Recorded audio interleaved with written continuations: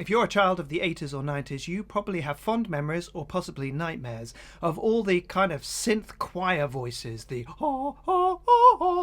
and all of that kind of thing. Pretty terrifying. And so, to be honest, in all my music creation, apart from one time, I have never used choir plugins because they just sound so fake and terrifying. So I'm quite excited to be using this, the Bloom Vocal Choir.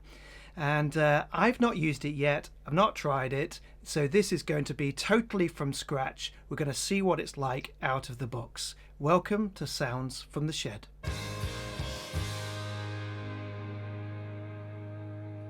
Full disclosure, the lovely people at Plugin Boutique sent me this plugin for free, but they haven't told me what I need to say in this video. They haven't told me that I have to like it or anything like that. This is going to be full on honest what I find as I open it up and try it out for the first time. And if you've seen any of my other videos, you'll know that I do like to try things without reading the instructions. Yes, I'm a classic man in that respect. I want to see if it's intuitive and whether I can just go for it and play around. So that's exactly what I'm going to do. I've opened it up in my DAW. That was very easy to do. And we're going to have a play. Here we go. So as we open it up, the first thing that strikes me is that clearly Excite Audio have a standard way of setting up these plugins. So I've used the Bloom Drum plugin, which you can check out my other video for that, and they've set it up in the same way. So if you've used any of their other plugins, you're immediately at home, which is quite exciting. So down at the bottom, we've got essentially a keyboard shape with the different chords, and we've got this graphic going on in the middle. We've clearly around it, we've got some parameters, we've got the speaker. Okay, so let's get something looping. Oh, no, that's not going to loop it. Okay, I didn't have my MIDI keyboard plugged in, so I have just done that so that I can hold this down and we can have a proper listen. So if I get one of these going, let's have a feel. Ooh. Okay, that's interesting. My low C is actually a higher note, and then as we go up, at the moment they seem to have some extra notes. So that's a bit surprising. Not sure about that, but let's have a play with these parameters. We've got speaker, and that seems to be changing the tone of it. So we've got a much higher tone if we turn that up, lower. Then we've got dust.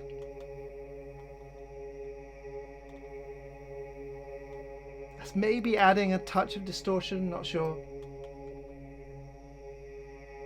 Phaser, I can see what that's doing straight away.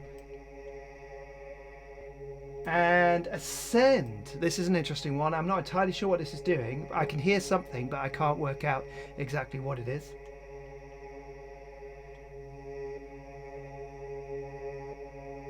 It seems to be the repetition of it. Maybe how quickly it's repeating.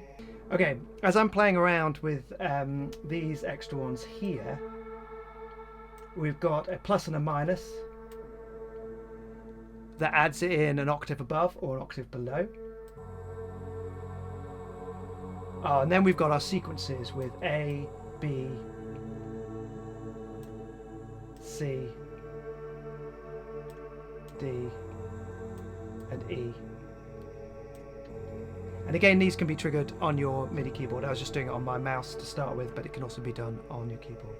All right, let's see what else we've got. Okay, if I press the double tap here, then we've got a whole load of sequences, which, if I remember rightly from the Bloom Drum plugin, we can carry like this and drop into the bottom. And that is then now our new sequence. So that was our soprano one. Very terrifying if you're going into the woods in an 80s film. Again, I'm finding that the notes aren't really matching up with the octaves. So I'm pressing a middle C here, and I'm getting something very sort of in the middle. I then go lower, and it's going up even higher. So that's not very intuitive to me. I would prefer it to run up the keyboard more naturally. Okay, that was the soprano. Let's have a play with the baritone. Let's swap it around and let's see what we've got.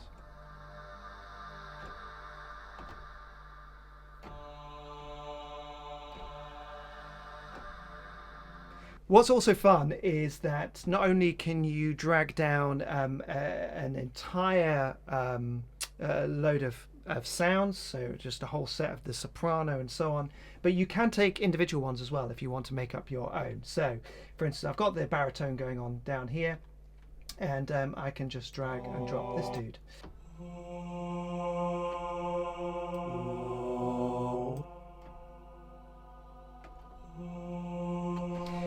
What is also slightly confusing, kind of out the box, as it were, is that when you hit it down on the bottom bar, you get this sound.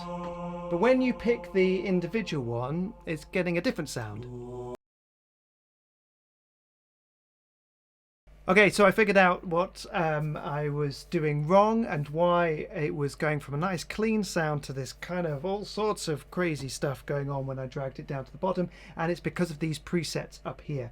So if you go up to this box here, you can pick whatever kind of voicing, as it were, that you want. So if you want it to be clean, as I probably will do most of the time, just head to this. This is your basic thing. So when we've got this, that's the sound we get. We'll drag it down to the bottom, click the same one. I mean, I've shoved it up to C sharp major, but let's try and get it. I think that's an A. Oh no, maybe a G. G sharp. There we are. So it's in G sharp there. Don't know why. And G sharp here. So you got exactly the same thing. If I want that to sound slightly different, there are just a ton of presets. So let's go for melodic. Let's not go cheap keys, because that's what we're trying to get away from, the whole 80s thing. Let's go happy house. Why not? And let's see what that sounds like. I'm not sure how that's a happy house. I'd be totally freaked out if I was in that particular house. Let's go full ensemble and mahogany, whatever that's going to do. Ooh, we're back to the Vikings. So there we have it. We've got our normal voicing, so you can hear how they sound without any effects whatsoever. There's the alto, more altos, tenor, and these are actual sample voices. Which immediately is tons better than the 80s Casio keyboard thing that you got going. And up here you can then choose the type of voicing that you want to do. If we click over here, then we've got our extra little parameters. We've got doubler, delay, reverb, low cut and high cut. Let's take the high cut up there, because we don't want to take any off, because then we lose it entirely if we do that. Low cut we want to keep at the bottom there. Reverb does what it says on the tin. Delay just adds a little bit of body because of the delay going on. And then the doubler, you can hear the kind of slight repetition going on there. To be honest, to me it makes it sound like you've got some singers who aren't quite in sync. So maybe just adding a little bit would just add a little bit more body. But there you go. That is it. If we hit the edit, no, there's a little bit more. If we hit the edit, then we've got a whole load of extra parameters that you can go into if you want to. You can start cutting your sample, because this one is doing a number of notes. You may not want that. You may want just the one particular note, in which case you can adapt it so it is just that one note.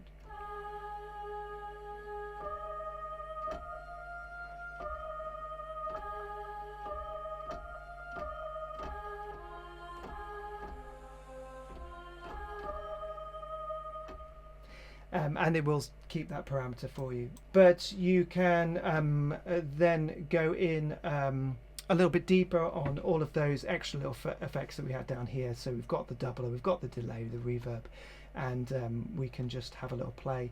What's quite fun with the delay is that you can unlink them and you can play left and right. So we can change that. Let's see what that does.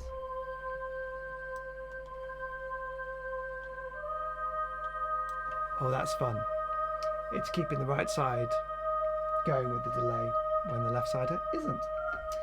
So you can have a play around. We've got all the different types of the reverb, the hall, the plate and spring, all the standards. Again, this is all the stuff that you'll find, well, I'm pretty sure in all of the other Bloom plugins. It was certainly there in the Bloom drum plugin. So once you've kind of mastered one, then you can go from one to another, and that's a definite bonus of these plugins, that once you know part of it, you will know the full family, and you can jump in and out of the different ones. And like all good plugins, you can make it as simple or as complicated as you like. So you can just play with the basic parameters there, or you can really go and take a deep dive.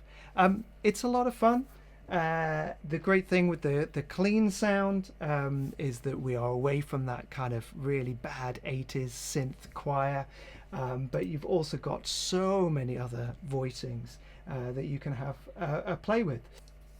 So one of the, I find a slight negative to this, and it's kind of a positive and a negative actually, is that because they are recorded samples, that's a voice or a few voices doing that, they don't actually, and that's a bonus because they're not going to get the horrid synth sounds of the 80s, which I really want to avoid. The downside is they don't correspond to the notes on my keyboard, so I can't go, I want to do a vocal arrangement of a C and an E and an F, and so I play those notes and they do their thing.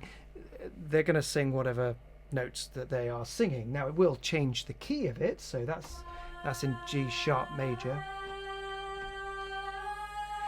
but we've kind of immediately, even though it's G sharp major, we've got a kind of minor feel going on. So if I do the E and the G, it feels very minor, although I wanted it major. Now if I bump it down to F major, it does change it down to change our root note, so we can do it within it, but it's still the whatever pattern they originally sang, and so I can't play a tune with those voices. What I need to do is work out what each of the samples is doing and then play around with that sample. Now of course I can do that. I go to the edit and let's say I do like that first note and that's what I want to use, and then I want to, so that's on my E. Oh, that was too many of them. I want to just go to there. Nope, even there. So I've narrowed that one down to there. Let's say I want to do this. The good thing is as soon as you hit the key, it will switch your edit, so you don't need to change it on there. Let's say I just want to do that note there, because that's going to hold them together. And so now I've got a fifth going on there.